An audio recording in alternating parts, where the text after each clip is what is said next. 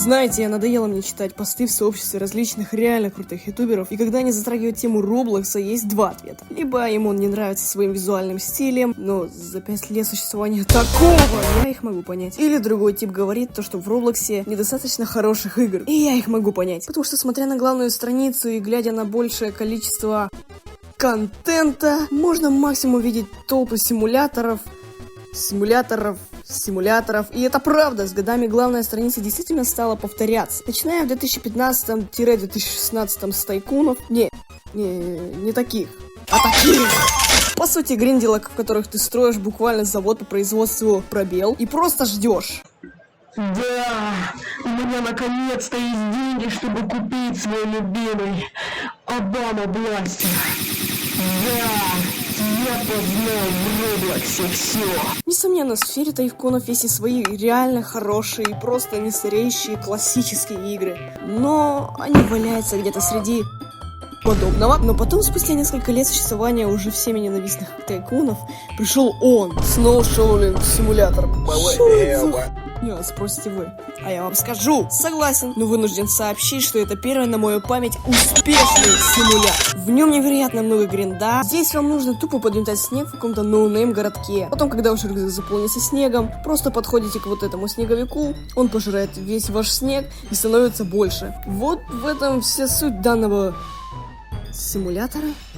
Но его таким сложно назвать, потому что слово симулятор идет от слова симуляция. Обычно игры с припиской симулятор дают вам погрузиться в чей-то род деятельности. Но это им сложно назвать. Но этот феномен уже не был остановить. Из-за хайпа и игроков все это было настолько новым и масштабным, что про него снял сам кладовая Бэкста. Пару небольших обновлений и ивентов поддерживали игру в строю. Даже я успел прожечь пару мозговых клеток здесь. Но данная игра имела очень много недочетов. Поэтому у нового феномена появился конкурент Treasure Hunt Simulator. И вот здесь я уже успел потерять свой 9-летний разум окончательно. Смысл игры простой. Копай землю сначала какой-то обычной лопатой, а потом уже целыми ядерными бомбами. И да, про нее тоже снял сам кладовая Бэкста. Игра была достаточно качественной для своего времени, но потом и ее обогнал другой симулятор под названием...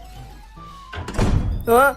Кто это? Слушай, ты достал со своими симуляторами. Когда ты уже начнешь говорить про нормальные игрульки, которые там есть? Да, точно. Но вскоре данный жанр начал утопать в самоповторах и начал заполнять фронт-пейдж Роблокса. И после чего многие новички просто не находят того самого золота среди говна, на которое они бы потратили сотни часов своего времени. Или даже денег. Ну вот первый кандидат. RBLX-Ware.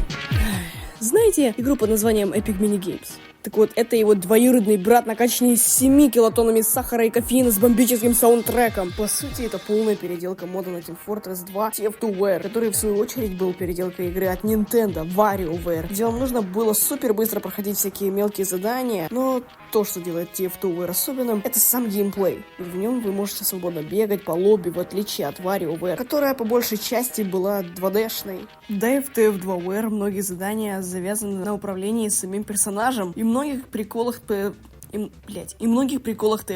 по типу сделать таунт-килл, убить игрока эмоцией, или пройти под лазером, делая спайкраба. А еще это давало возможность тупо танцевать с друзьями всю катку. И вот представьте то же самое в Роблоксе, но в 5 раз лучше. В этой игре вам нужно проходить маленькие мини-игры, которые ускоряются раунд за раундом, мини-игра за мини-игрой. Вот вначале вы, может, пристально считаете количество нубов, вы ищете, выстреливаете NPC игрока, а вот игра ускоряется, и вы двигаетесь со скоростью гепарда, и вам нужно быстро среагировать и сделать руки-джамп, потом правильно использовать эмоцию, но еще вам нужно ни разу и проиграть, потому что у вас есть конкуренция игроков, которые играли в эту игру с своего рождения и знают, как проходить каждое задание. В итоге под конец вы набрали одинаковое количество очков, и вам нужно узнать, кто победитель, поэтому вас бросают на дуэль с другим и лучшим игроком в табе, и вы проигрываете.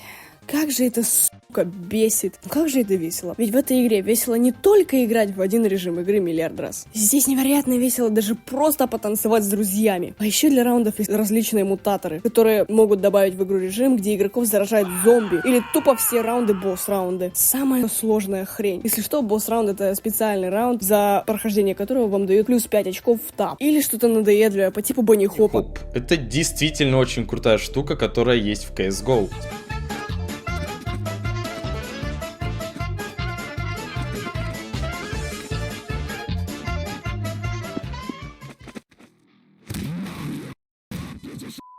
где игрок тупо прыгает всю катку.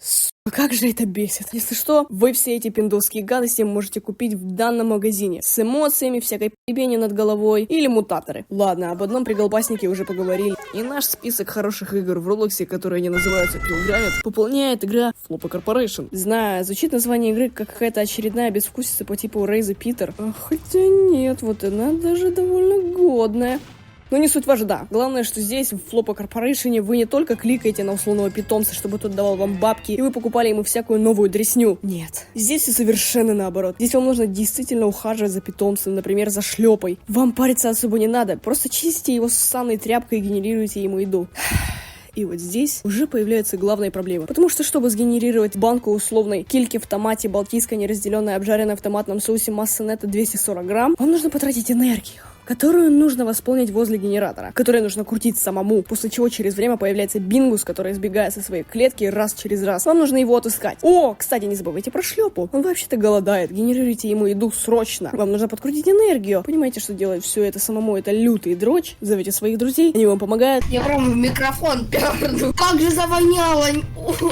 И потом появляется Сога, которая торгует очень нужным на будущее товаром. А потом через время появляется кот, который тупо спит. И чтобы нахуй не сдохнуть от него, вам нужно торговать с Согой ради снотворного. Но ее торги рандомные, поэтому вам нужно с ней расторговаться. Ради нужного вам говна. Срочно Бингус сбежал, вам нужно его найти. Но из-за того, что у вас открылось больше комнат, его сложнее найти. Кстати, не забывайте про энергию. А потом вообще появляется мокрый кот, который тупо ходит и обоссывает пол. Да боже мой, когда я выкидываю это, я флопу джуз попью. И лужи вас дамажат, поэтому изо всех сил их избегаете. Все равно спотыкаетесь пару миллионов раз и подыхаете. В итоге не избив свой прошлый рекорд. Ливайте и идете спать, потому что уже время не детское, пора закругляться. И так всегда. Вот такая игра на рекорд, которая буквально танцует со смертью по онлайну. Еле уговорил друзей на запись поиграть. Ну ладно. И заканчивает нашу тройку нашего роблоксовского гастронома игр Pillgranit Get Hit by Car Simulator. Чудесная игра с офигительным геймплеем, которая подарит незабываемые эмоции каждого.